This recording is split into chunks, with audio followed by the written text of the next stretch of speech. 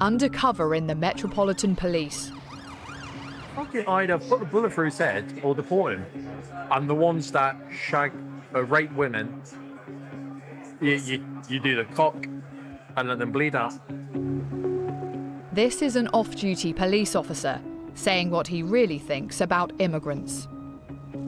The Somalians are scum. Any foreign person has the worst deal with.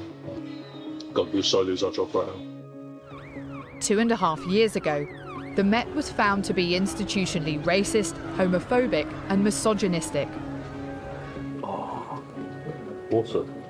I paid money to go to clubs and see women dressed like this. The force says it's changed. We've been undercover to see if it has. Oh, legend. We filmed officers who don't appear to believe women when they report being victims of crime. Yeah, she was pregnant, tried to kill her baby. Twin stomach. That's what she says.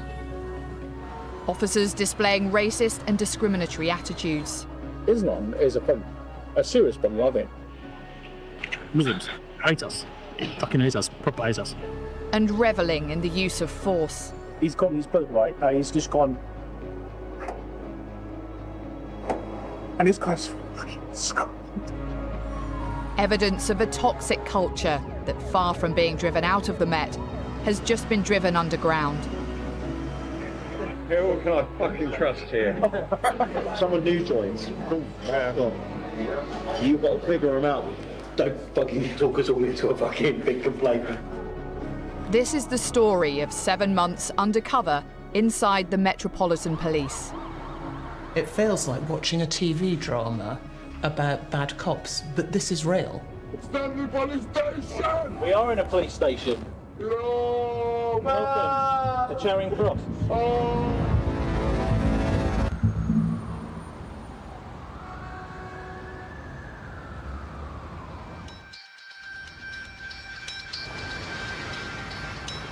In the heart of London, right next to Trafalgar Square, Charing Cross Police Station.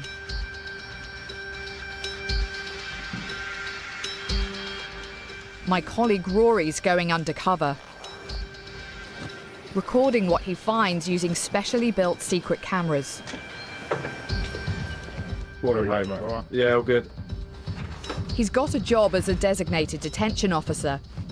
It means he's part of the Met, but not a police officer. So you walked through the door of a custody suite. What was it like? Sometimes very little was going on, but Thursday, Friday, Saturday night, it can just liven up and go from 0 to 100 like that. Come on, man, move on. Hello, Charing Cross. Charing Cross has one of the Met's 22 custody suites. It operates 24 hours a day. It's where arrested people are processed and held until they're taken to court or released. I made the vote today, yeah? Not fucking the vote, yeah? Today. Can you speak to a sergeant? They're all busy at the moment. Can I pass on a message for you? Before he started working here, Rory was given 7 weeks training by the Met. Working in custody can be really tough. The team have to deal with difficult and sometimes violent people. What the fuck? What the fuck? What the fuck? Understand, yeah? We're not playing no games in it.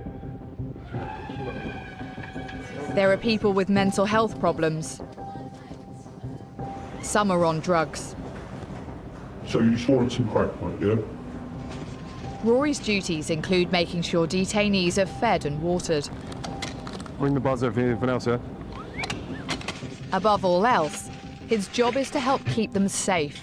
The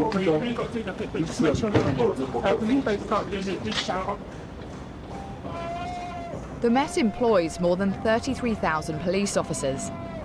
Rory's job in Charing Cross allows him to observe without joining their ranks. You're welcome, mate.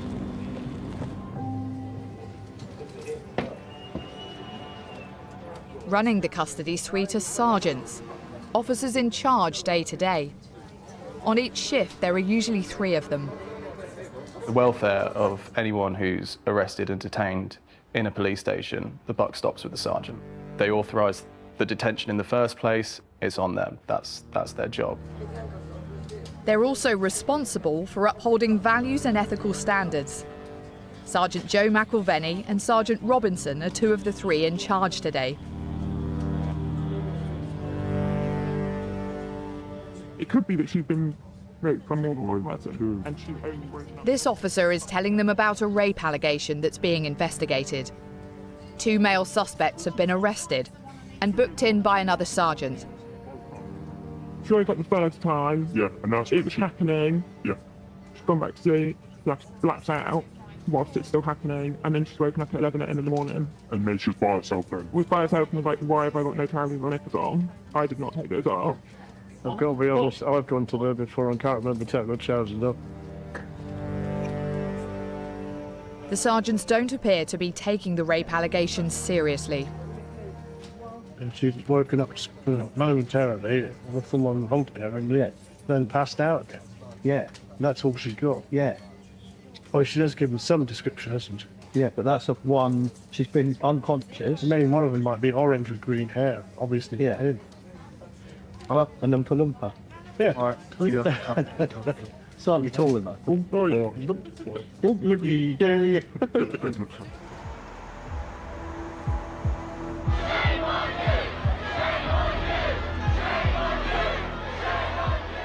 4.5 years ago, the Met was accused of failing to prioritise crimes against women and girls. A Metropolitan Police officer has been arrested in connection with the disappearance of Sarah Everard in South London. It followed the rape and murder of Sarah Everard by serving police officer Wayne Cousins. The Met commissioned an independent report into its behaviour and culture. Baroness Louise Casey concluded the force was institutionally misogynistic, homophobic and racist. There is, without doubt, a discriminatory culture right across the Metropolitan Police.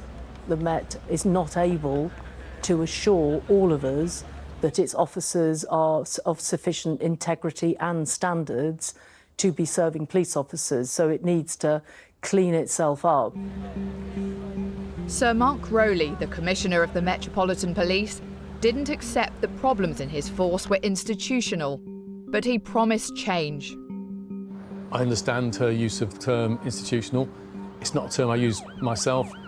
I'm absolutely determined that on my watch, we are slowly reducing the risk that we have people in the organisation who don't have the integrity the public would expect. Whistleblowers have told Panorama that the Met still has a problem with misogyny and racism, and pointed us towards Charing Cross Police Station.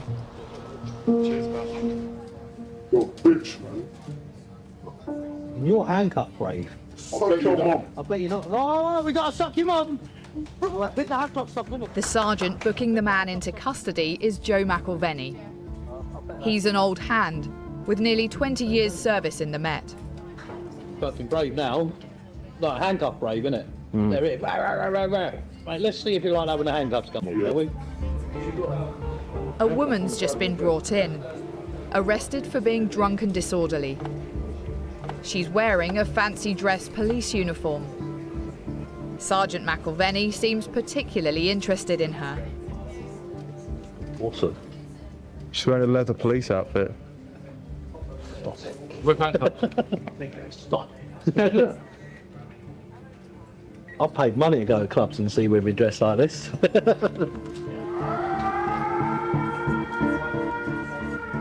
That's Sergeant McIlvenny making the sound of a siren as he heads to where the woman is going to be searched. He's going for it.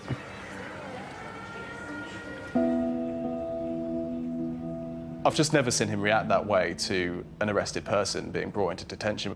He shot up from his seat, he looked on the CCTV monitor, and then he went down to the cage to oversee the search of the woman. It made me feel uncomfortable. What was your impression of what he was doing? It just felt really seedy.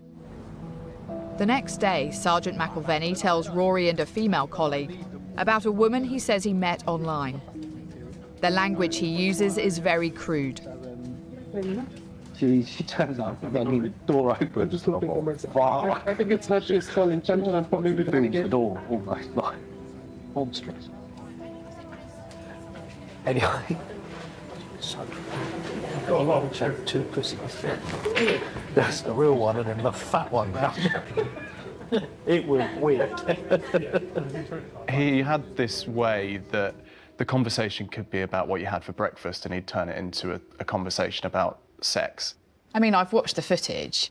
How often was he like this? It was relentless. When he was on shift, there was a very high chance that there would be a comment like the comments I filmed him make. Sergeant McIlvenny tells Rory and his female colleagues how he gets sexual pleasure from having his nipples played with. He's at work and this is a custody suite.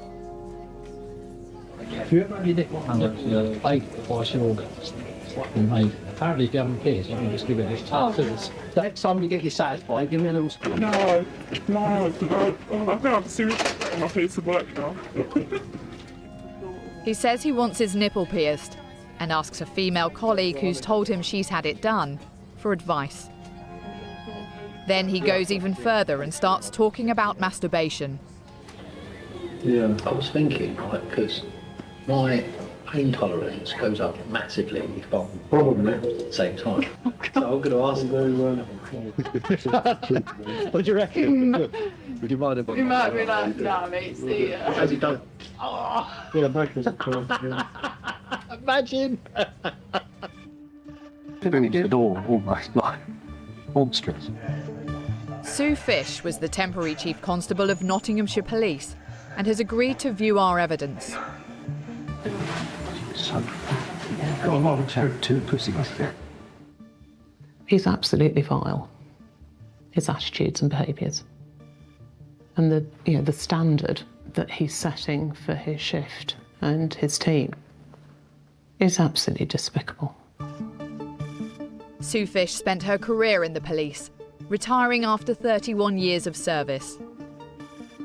When I joined the police in the mid-80s, the sergeant was held to be the pivotal person. They still are. They set the tone for the shift.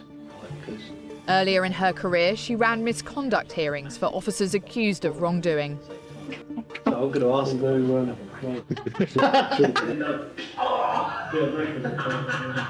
What I've seen and heard from this sergeant, it's completely inappropriate, very misogynistic. I think it puts anyone else, male or female, that's junior, in an invidious position. Going down. Please mind the doors. To investigate police culture, Rory needs to spend more time with officers. Inside the custody suite, they're usually busy, so he chats to them when they're on a break. I'd go out to the yard, which is like the centre of Charing Cross Police Station where everyone smokes. I didn't find it hard to speak with people. What's difficult is to build relationships enough so that you can establish a level of trust with them. So which one of them wants us respond? And then this one into the make see what's next. The yard is where police officers bring arrested people before booking them into custody. It's also where they get a bit of downtime.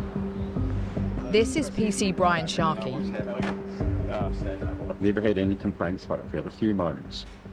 Get that now, yeah, mate.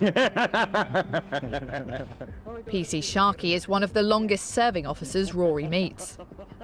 Rory asks him about the job. Good job. Well, when we're talking one out of it, I'll make sure they have their eyes fully wide open for the fucking enjoyment, and you're going to get fucked a whole lot of grief to doing the right thing. You stop a tow rag, because we know he's up to no good. Yeah. You don't find anything on him. Well, you're just stopping me because I'm black, or you're stopping me because I'm this, or stopping me because I'm that. And then you just get a whole mouthful of shit from him. After several chats, Rory gets himself invited to the pub with PC Sharkey and his team. I'm sorry, Brian. What's the comment? I'll see it now. I'm passing sexual offence. Complaints begin. No. Oh, I'm going to get accused of that. I'm fucking doing that. This for a penny was down, Brian. Rory's been told an officer's been disciplined for tucking in another officer's shirt. The team appear to be joking about it. PC Sharky's on his first pint. Go down for sexual assault, might as well go down for a weight. So you got about that one? Mate, he had some whiskey. That day is nothing. Fills back my head. That was a bit. I challenge myself. Wait, who can I fucking trust here? Hey, I ain't got. You're the fucking new boy. I'm the fucking bad boy. Then one of the other officers starts talking about another incident. PC Sharky shuts it down. The guy that pissed somebody I'm talking about that. I was going to shut the fuck up like that. Trust is hard won here. Officers are cautious until they get to know new colleagues. When you go out with someone new, especially on team, you don't know, you have to reset, you put the mask, or just speaking tactful. And then when you get on with it, it comes off, and then the real you comes out. Yeah. Do you know what I mean? Someone new joins. Oh, no, God. You've got to figure them out, but you can't say. That conversation says, right, new person, mask goes on. What impression did you get coming away from that? My overall feeling was we've got a mountain to climb here because the level of secrecy is, I didn't realise how deep-rooted it was. I didn't realise how hard it was going to be to break into this culture. They're all holding back all the time unless they're absolutely certain that they can trust you. Back in the yard, Rory's trying to get to know more officers. What's your name anyway? I never caught it. Martin. I'm Rory, nice to meet you. Nice to meet you, mate. PC Martin Borg says he's been with the Met for 5 years. Well, I'll say about 95% of people complain on arrest. 2.5% are mad. The other 2.5% actually trying to get away, trying to fight you. Yeah. Do you enjoy the scraps? Yeah, big time. It's my Johnny job for me. Yeah, 100%. I'm bonesy though, mate. Like 100%, mate. Legal fucking scraps any day of the week. Yeah, that's my Johnny job. Nick people and to get in scraps. To get further behind the mask, Rory tries a new approach. He says he's thinking about becoming a fully fledged officer. PC Borg offers to take him on patrol. Martin seemed to take me under his wing, and he's one of the first officers that I really built a connection with in Charing Cross. All officers are required to follow standards of professional behaviour laid out in law. They're part of the police conduct regulations. One of the rules says officers must act with fairness and impartiality. They do not discriminate, unlawfully or unfairly. If any of these rules are broken, officers can face serious consequences, up to and including dismissal. In the car with another officer driving, PC Borg describes what he dislikes about London. London full of selfish people who seem closed-minded. They're only interested in themselves. Well, what makes London different to like the other things? Nothing pop. Yeah. What do you mean? Different cultures. The culture at the county has still the old British, whereas here, to a lesser extent, here it's a different type of British. It's the melting pot British. The officers chat about religion and then start talking about Islam. It always makes me laugh, like when you get, debate was, I don't eat pork. Well, do you drink? Yeah. You smoke? Yeah. Do you gamble? What's the fucking difference then? You know. I believe in what I want. Yeah, and that's fine, but you're a fucking hypocrite. Rory tells them there's been a mix-up with the food served in custody. We've been serving non-halal food by accident in custody for the last few weeks because they didn't tell anyone. Really? They changed the whole menu and they didn't tell anyone. There is a section 35 order. How open was he about his views? Martin would indicate that he had certain beliefs, certain views, specifically around Muslim communities in London. There was still an element of him that was quite guarded. The custody suite at Charing Cross has 24-hour surveillance, video and audio. Every cell, every corridor, and the custody desk is monitored. It's supposed to keep detainees and staff safe and can be used as evidence in court. Sergeant said he's authorised it. No, the county's forced it to him. Yeah, Rory's supervisor, Sergeant McElvenny, has authorised the detention of this man, arrested for possession of a flick knife. Officers need to search him to check he has nothing else on him, but he resists. So the search is done by force. Right, straight in the mattress. We'll try and spit, you dirty bastard. Head on the floor. Well, do as you fucking told then. Do you understand? He's there being restrained on the floor. I just see McElvenny just draw back and punch into the back of the guy's hamstring.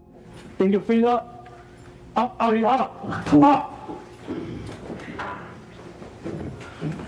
You have the opportunity, all right, and then start doing as you're told. Do you understand? They don't find anything else on him. Really surprised. What? That he ain't got nothing on him. Really surprised. I saw a little dig in the back of the leg. No, that was when they were trying to fold him over. Yeah.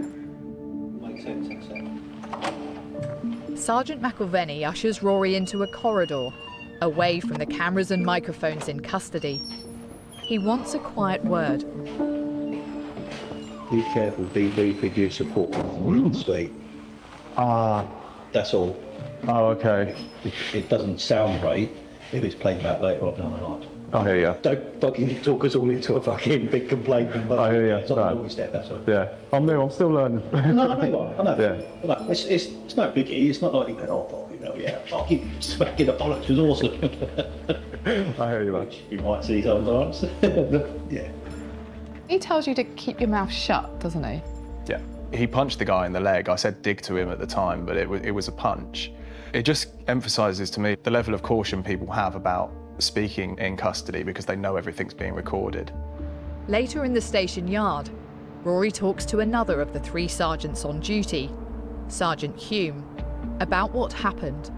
I said to McElvenny, I saw you little big mate. And then he pulled me outside and he was like, be careful because the camera's in custody, debrief, and after the incident, I was like, oh. Yeah. Well, I want to say, he's a pretty, deserves to be beaten up. Yeah, it's all recorded. Be careful, DB, could you support? Sweet. Don't fucking talk us all into a fucking big complaint. What message are his sergeants giving him there? Being told to keep his mouth shut and that it's quite legitimate to beat up people who are in custody. Both those messages are deeply disturbing. And that's coming from his bosses? Yes, yes. The idea is to use the minimum, and that's the legal requirement, that's the legal test, to use the minimum requirement of force necessary, not the maximum that you can get away with. Officers deal with some violent detainees and are allowed to use force. The standards of professional behaviour say it should be proportionate and reasonable in all the circumstances. Back in the yard, officers speak quite openly about their use of force. This officer says he likes hurting people in custody if they refuse to be fingerprinted. I love taking fingerprints by force because I'm like, give me your fingerprints. But no, I'm going to break your fingers if you don't give them to me. My mates were going, so how'd you take them by force? And I went, we grabbed their two fingers and I put them down. And they went, yeah, and what happens if they don't? I said, we grab the other two fingers and you pull really hard and it snaps the tendon. And they go, oh. In the canteen, an officer Rory's just met describes using force in the back of a police van on a man in leg restraints. I get elbowed in the face 5 times. 5? Yeah. What's quite enough? I elbowed me in the face 5 fucking times, yeah, on the floor. Thing is though, that was the last laugh, because when he's like stood up in the van, wearing leg restraints, kept hitting his head on the top, started beating the shit up the back of his legs and whack the shit up the back of his legs, trying to get him to drop to the floor to put him in. He's just smashing his head off the top. I was like, alright, fucking hell, fine. Fucking cave your legs in then. If I must. Never got a complaint. Always was always police brutality. We just like 5 or 6 strikes was fucking fine. It wasn't a good look. It was definitely a little bit red mist there, but nothing came of it. Well, I'm sure you could justify it some way. I did, apparently. We don't know if these officers actually hurt people.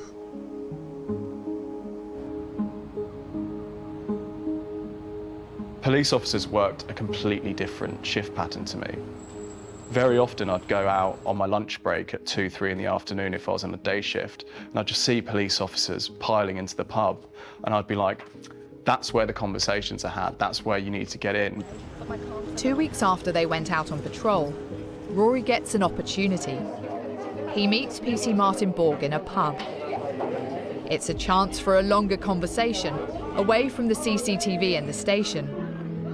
It also means it's over a few drinks. The day before, PC Borg had been involved in restraining a detainee. Open the door, throw him up against the wall, throw him on the floor, cut all his toes off. And he's treating like an animal, so he's acting like a fucking animal. Back in custody, Rory finds video of the incident PC Borg has been describing, but he can't access the audio. You can see PC Borg bottom right. The custody notes say the detainee's accused of multiple offences, including impersonating a police officer and attempted kidnap. They also say he's a suicide risk.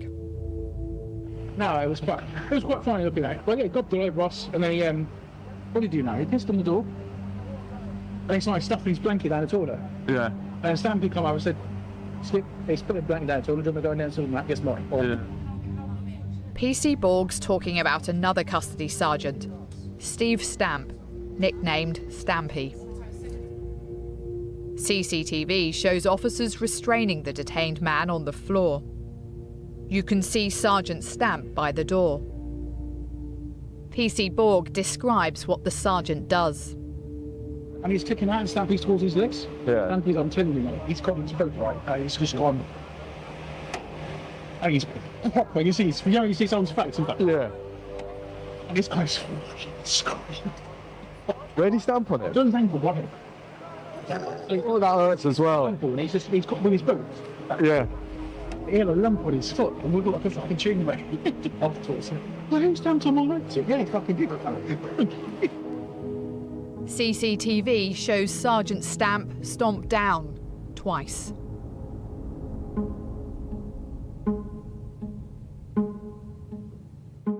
Open the door, throw him up against the wall, throw him on the floor, cut all his toes off. No, it was quite funny looking at it. Funny? Funny? I mean, seriously, this is about summary justice. Brutal exercise, literally brutal exercise of power.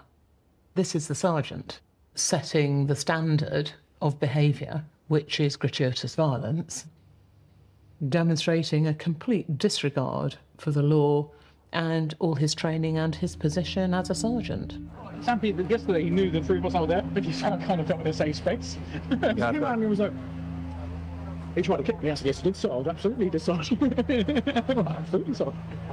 Whatever you say, sir. He was like, thank you very much, mate. Also, I'll put that MG11 in blood glass. Yeah, that'll clear it up.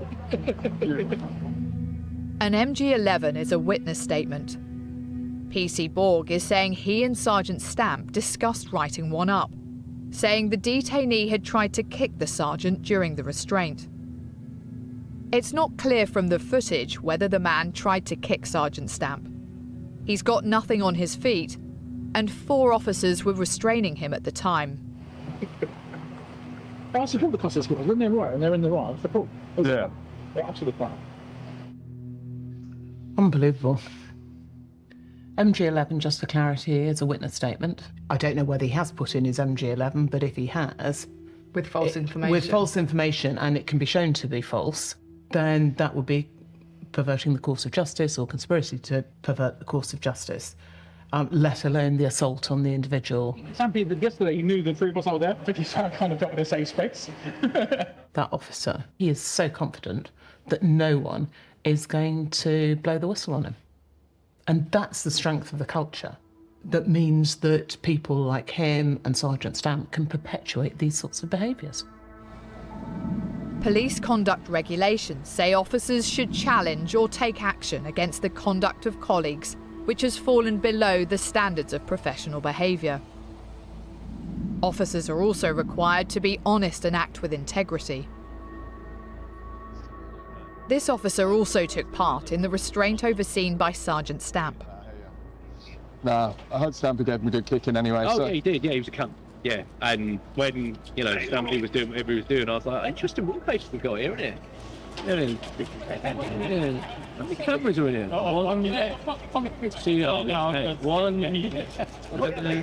Yeah, he was a dick. 6 months, and then come back to that and then into the day. But aren't they all? Aren't they all? That's for 6 months.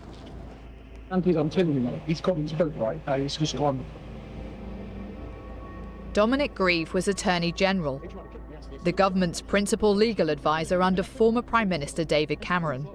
He also agreed to look at our evidence. Yeah, thank you very much, Mike. That was how I put that into the blood. In this country, we set up the police force to do policing by consent. It creates a climate in which policing should then become easier. The sort of misbehaviour that we saw is likely to make policing in the long run more difficult. We've only filmed some officers at one station, but any police misconduct can have serious consequences. If the police misbehave, there is a high risk that if the case goes to court and the misbehaviour emerges, it will reduce the chances of getting a conviction of that person because there may be arguments over the way the evidence was collected, over the way the person was treated in custody, over whether any admissions that were made in interview were made under duress. The justice system is dependent on police officers behaving fairly and properly towards the people they arrest. Back at the pub, PC Borg's still talking about the incident in custody the previous day. He doesn't know the detainee's nationality, but says he thinks he came to the UK from Morocco. Well, that bloke was saying yesterday about how when the time is right, he's going to blow himself up. And, like, you know, we should hate all the British, and, like, we're not coming here because we like the country. We're coming here because we don't come and take over the country. And I was like, mate, it's like we've got fucking Tory Robinsons down the road, mate. You know what I mean? Like, fucking cunt. Is it problematic, the amount of, like, minorities, a lot of ethnic minorities in, like, London, like, police? I challenge you, when you're on shift, to look at the list and see how many are in custody. And I think there's your answer. That's a simple answer. Yeah. Yeah? It's not about whether it's not about opinion, it's about facts.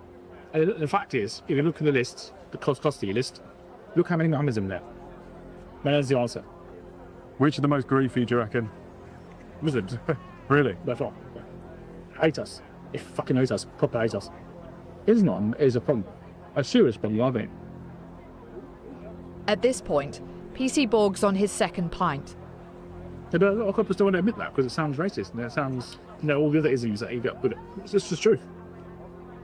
Whether that's racism, Islamophobia, homophobia, any of these isms, they're too scared to be called that and they can't stand up for themselves.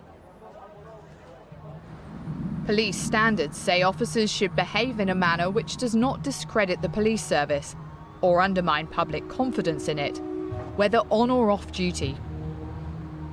Anything they say or do that breaches the standards, wherever it is, can lead to disciplinary proceedings.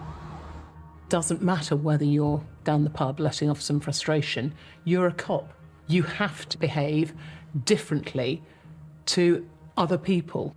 There is a debate to be had about immigration, but to see a police officer, in essence, agreeing with division and hate feels deeply distressing. Policing often is times of high stress, and in times of high stress, you revert to type. A bigger, better you doesn't suddenly appear if you're a mean, narrow-minded bigot like he is. I didn't kill myself, At the station, Rory sees many police officers doing the job professionally and with empathy. I saw so many police officers doing their job to the best of their ability, and hats off to them because, yeah, it's challenging. The role of a police officer is extremely difficult. Don't start hitting your head for being stupid. My head? No intelligence, my head. I do. We're interested, we care about you. They're dealing with often really complex mental health needs, violent and confrontational people. It's a dangerous job. In the yard, officers are preparing to leave the station. They're picking up a 17-year-old who's run away from a residential home where he's being cared for. Officers say he assaulted colleagues and medical staff when they took him to a hospital after his arrest. We'll call the teenager Jordan to protect his identity. It's been in hospital this whole time. And she's just gone around like some multiple officers. Is that where all you go? Yeah.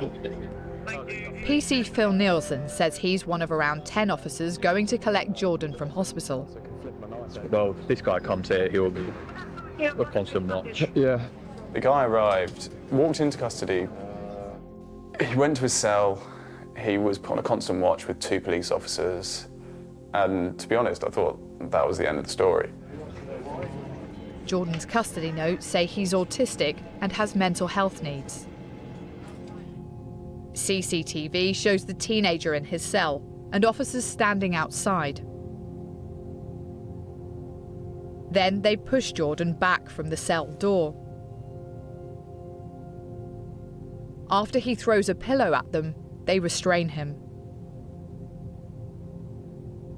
Next thing I know, the panic alarm has been hit. Everyone's up on their feet, running down towards the cells. There's about 5 or 6 police officers. At one point, there are 8 people involved in the restraint. Sergeant McElvenny stood up on the bench looking over the whole situation, and he was like, "I'm the safety officer." Jordan is then held on the ground with his legs or arms restrained for around 2 hours. A 17-year-old who's apparently autistic and may have mental health issues throws a pillow. I mean, a thrown pillow. I mean, seriously. It just seems wholly disproportionate. You all right, Phil, mate? Hey, how you doing, Rory? Yeah, not too bad. Mate, that juvie you brought in the other day. Fun. 3 days later, Rory bumps into PC Nielsen. He tells him more about what happened after he'd picked Jordan up from hospital. Did you see him hit me? I didn't see him hit you. Yeah, he fucking hit me. But in cell? At the custody desk. So... PC Nielsen says the teenager kicked him at the custody desk because while they were in the police van on the way back to the station, he'd used pressure points on Jordan's legs. He's just gone straight donkey kicking me in my knee. To be fair, it's payback. So before the job, I've done sports massaging and that, so I know all the pressure points. Yeah. So while I'm the van from hospital to here, I was just at the pressure points, so... You evil bastard. He assaulted so many officers. He deserves it. He deserves it. He deserves it. 7 weeks later, PC Nielsen agrees to meet Rory in the pub. But he's suspicious. Half joking, he says he's worried Rory's working for the Met's Department of Professional Standards, or DPS. This is a sting. This is DPS. This is DPS trying to catch me out or something. I was actually thinking, I ain't gonna come because I can't get in contact with me. It could be a sting. Yeah, no. I was like, oh. It's the first time I've met Phil socially. From the moment I got there, he was asking me if I was wearing a wire, if it was all part of the sting. And like, when you're sat there with like secret cameras, it wasn't far away from him coming over and patting me down. But eventually he did settle down.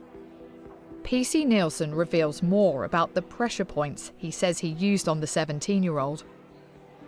How do they work? So you, obviously, I always aim for the legs. Okay. Because you're walking every single day, so you're always using your leg muscles. So obviously you've got quite a lot of tension there.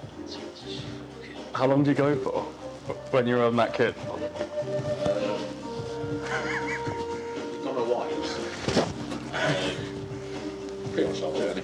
But no, not the whole journey, because after a few, like 20 seconds, you become immune to it. So you just go into the other one, get that one a rest, and then go back to that one. He's admitting to assaulting the juvenile whilst in the van when he pressed on the pressure points. Unlawful territory for me. Then PC Nielsen makes it crystal clear why Rory's finding it so hard to find out more about some officers' views. He echoes what Rory's heard before. Decide carefully what you say and who you say it to. Know you're proud. Know you're proud. So like, I would say I feel comfortable with you that I can say some stuff that are a bit out there. And I will trust you to not go in and be like, wait, this guy Phil, yeah? So like, know you're proud. Yeah, absolutely. I would never go to someone that I didn't know or in front of people I didn't know and say a comment. That was like, I know you're going, I know you're proud. PC Nielsen's onto his 5th pint. He's still suspicious and holding back. I was hoping you would say something more controversial and then be like, okay, yeah, calm, let's go for this. What I'm seeing is almost this sense of those who are complicit and this sort of sense of what's underground. They're grooming people into that circle, looking out for snitches, i.e. people and police officers, colleagues who are decent, who uphold the values of policing, as opposed to people like him who absolutely don't. Almost a year after the rape and murder of Sarah Everard by a serving police officer, the Met faced another scandal, this time focused on Charing Cross, uncovered by the Independent Office for Police Conduct. The police watchdog says it's found evidence of disgraceful bullying, misogyny, discrimination and sexual harassment at Charing Cross Police Station in central London. This investigation lifted the lid on what a toxic culture inside the Met, what it actually looked like. Sal Nassim was the IOPC's regional director for London at the time. He left in 2023. The team he led seized officers' mobiles and uncovered private group chats where they discussed hitting their girlfriends, shared offensive and racist comments, and laughed about rape. There's contempt and hatred towards Muslim communities, hatred towards Jewish communities. If you were gay, there was a strong theme of misogyny. They felt comfortable enough to message one of their female colleagues, I want to hate fuck you. I mean, let's just pause there for a second. This is the workplace. That's how normalised that culture had become. 14 officers were investigated. 2 were dismissed. 2 resigned. The IOPC published its report into the culture at Charing Cross at the start of 2022. When we interviewed the officers and put it to them, what they were saying and what they were doing, they didn't see it. They excused themselves. It was just banter. Other officers, when they tried to raise concerns, they weren't believed. Senior officers would dismiss their concerns, that these officers were just indulging in laddish behaviour. Nearly 3 years later, it seems inappropriate male banter hasn't gone away. She was wearing no underwear. How do you know? Whatsoever. How do you know? How do I know? Is because, so... I'm gonna leave. No. She done it. A female officer walks away. Other officers say they face racial discrimination at work. I just come here, try to do my job and that's it, but other people see other reasons to kind of bully, but discriminate. But... Do you think it's like racial discrimination? I'm not sure. I want to say yes, but at the same time I want to say no. My brain's telling me yes, my heart's telling me no. Yeah, because you don't want to believe it all. Yeah, exactly. It's because, obviously I'm minority.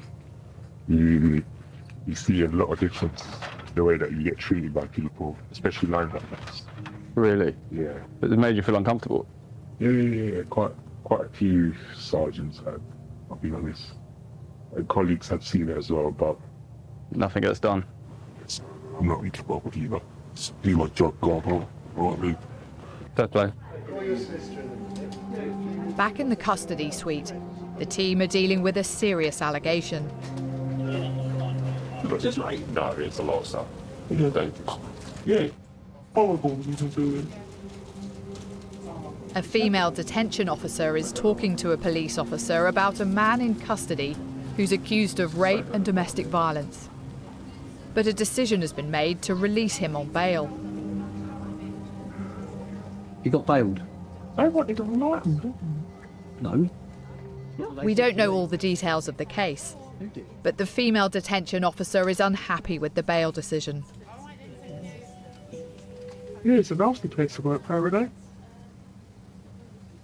Really nasty. Yeah, she was pregnant, tried to give her baby. It's in the stomach. That's what she says. What big footprint, I would never even pay for it. Yeah. McIlvenny that decided to bail him? I don't really understand how it works. I don't know. Later on her break, she's still unhappy about what Sergeant McIlvenny's just said about the decision to bail the man. The way you went, yeah, it's what she says. He fucking stabbed her in the stomach when she was pregnant. Like, don't fuck off. Yeah, I thought to her going, you wanker. You're a wanker. But unfortunately, I can't. He's got stripes off the shoulders. That's so I feel about that, that's it. It's just a prick. Yeah. Yeah, she was pregnant, tried to kill a baby. It's been the stomach. That's what she says. That's what she says. What an attitude.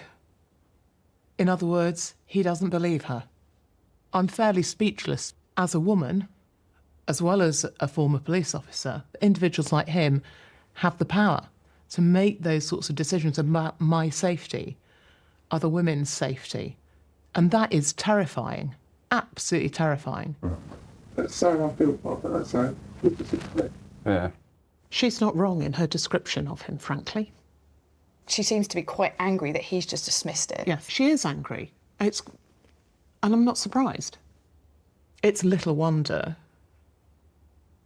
that rape and domestic abuse investigations have such a low success rate, because despite all the fantastic work that's been done, you've got idiots that you come up against like this. Clearly, these individuals are simply not getting the message. The Met says it's changed its vetting procedures and introduced new training.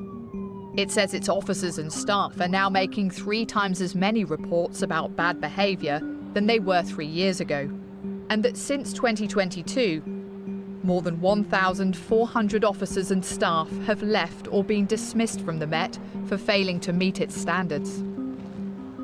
How confident can you be that there is a cultural change? It starts at the gateway. We've changed our vetting approach for people coming into the organisation. This is about tens of thousands of good people in policing who care deeply about the public, who want to be a better organisation. You all right, lad?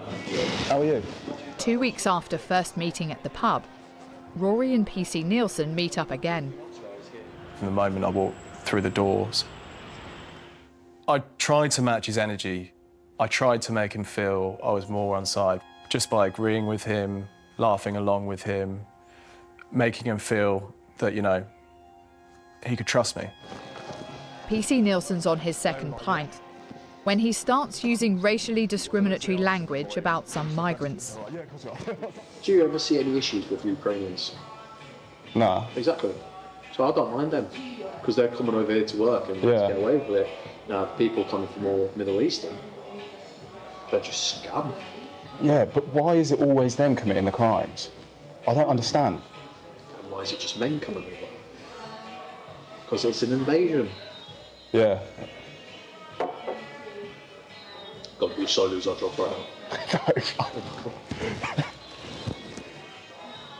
Who do you reckon the worst one is then? Like, worst to deal with, like, people coming over? Oh.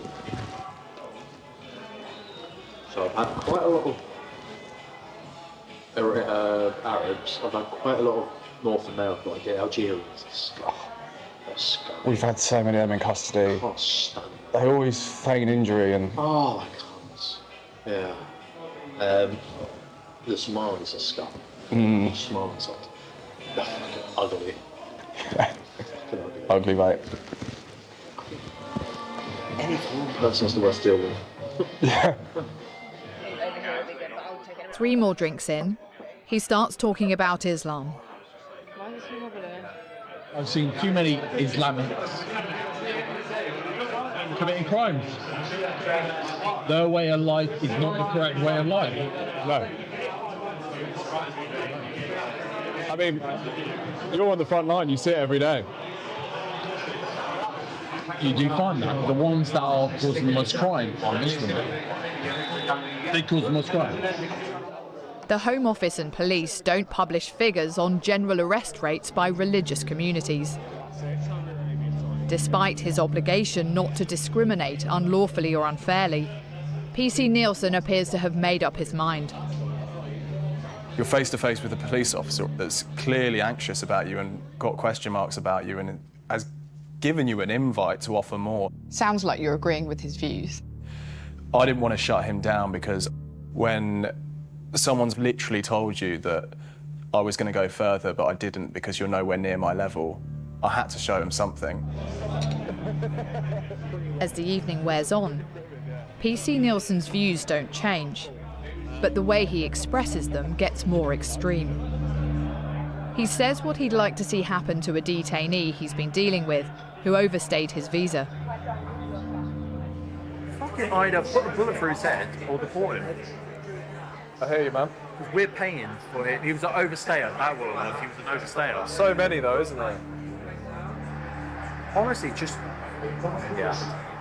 What? Where are you going there? A revolver. Revolver would be so nice.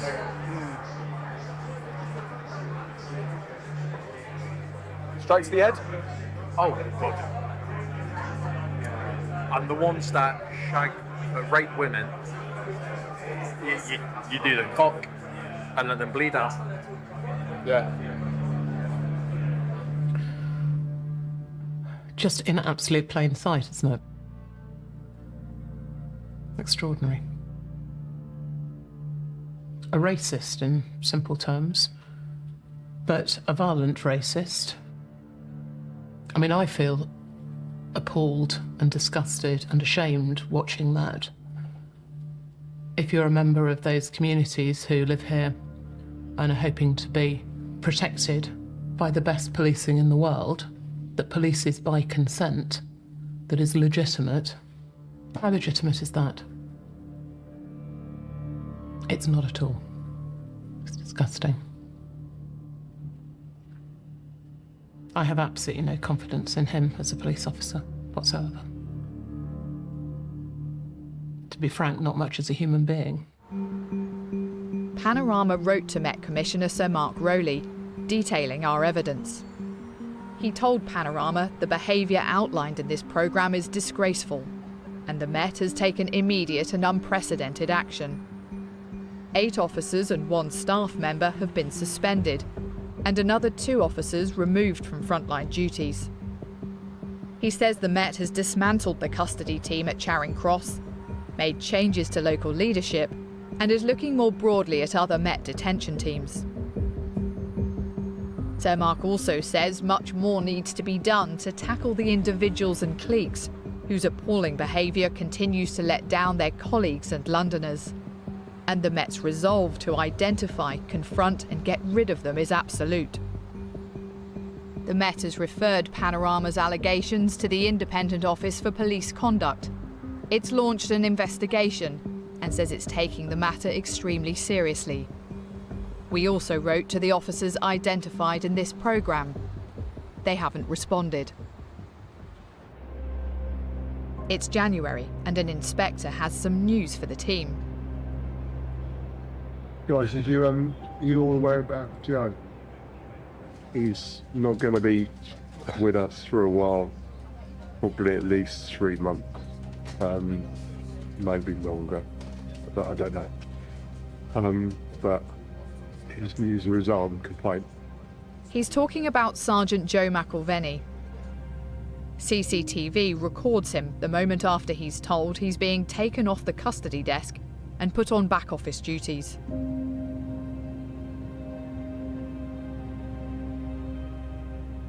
He's being investigated after allegedly making inappropriate comments to this woman.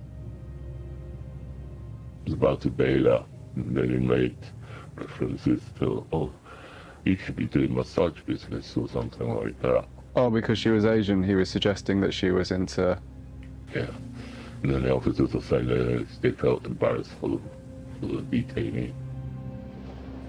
Custody staff say it was British Transport Police officers who reported Sergeant McIlvenny, not his fellow officers at Charing Cross. Inspector Jim Morris, who's Sergeant McIlvenny's boss, seems supportive. And obviously, it's not like nice for Joe, so, you know, where you can, you know, make contact and see how he's doing. Some female colleagues are less sympathetic. It was on the cards because it can be very, very, very inappropriate. Do you reckon he'll get away with it though? No. In general, in front of officers, it's not only sexist, it's misogynistic, it's racist. Another colleague says Sergeant McIlvenny told her he might ask for a character reference. Character references, and I thought, I can't give you a character reference, can I? Like, no. You are awful. Like, as much as I know you're half joking, like, you're also not. But from our side... Before we wrote to the Met, Sergeant McIlvenny told Rory he was back at work in custody. We don't know the outcome of his disciplinary process. 3 years ago, the Chief Inspector of Constabulary put the Met into special measures, saying it was failing to meet basic policing standards. That came to an end in January this year, when the Inspectorate told the Met it had improved. After 7 months undercover, Rory's time at Charing Cross is over. Walking out the doors today, it was just a weird feeling. I've come in, I've been in custody for 7 months. My honest assessment is, like, I'm scratching the surface here. I've met police officers that are racist, I've met police officers that are misogynistic, but the reality is these people don't trust me yet, and I'm still seeing this evidence. Reflecting on, what we've just watched, how bad is what you've seen? It seemed to me that there was quite a lot there that ought to worry Sir Mark Rowley, and he, I'm sure, will be worried about it, and I hope very much will want to do something about it. The only way forward that is going to work is a police force which says we have very high standards and values. They have a discipline about the way they carry out their work. What struck me was that didn't seem to be present or being inculcated by the people who were in authority, who were the sergeants. I've seen enough to say there is a highly toxic culture there of hypersexualised male behaviour, misogyny, racism and gratuitous unlawful violence. This is one thing where the leadership, I think, of the Metropolitan Police has never really grasped the significance, the scale and impact. It's always been a rotten apple, not a rotten barrel. It's about changing the narrative about what constitutes good policing. What do we want from a police officer in the 21st century? Rory saw many officers behaving professionally while he was undercover. The Met's been taking action against what it calls rogue officers and cultural failings. But our investigations found evidence of a toxic culture inside the UK's largest police force, suggesting racist and misogynistic attitudes haven't been eliminated. They've been driven underground. That will make it even more difficult for the Met to root out bad behaviour and attitudes once and for all.